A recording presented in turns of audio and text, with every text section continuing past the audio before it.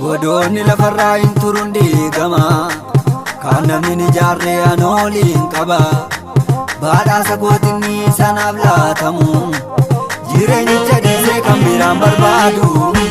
Godoni lafarraa hin turun diigama kan namni ni jaarree anooliin qaba badhaasa gootinni sanaaf laatamu jireenyicha dhiisee kan biraan barbaadu.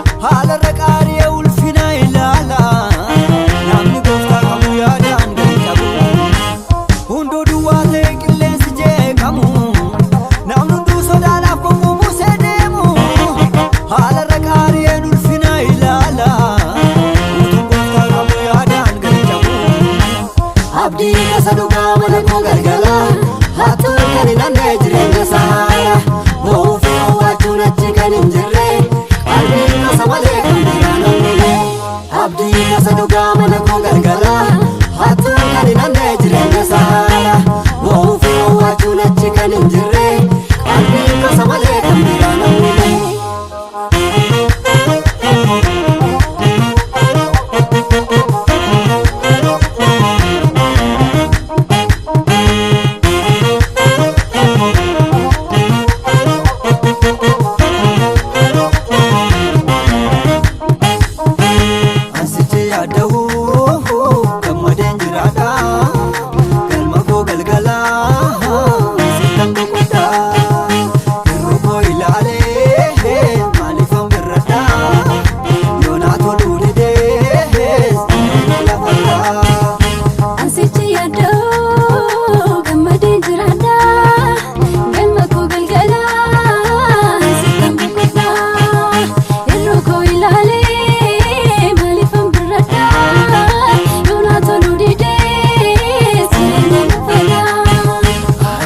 Yaada'u gammadeen jiraadha galma koo galgala sitta boqodha hir'uu koo ilaalee maaliifan birradha yoonaa toluu didee jireenyi lafarraa.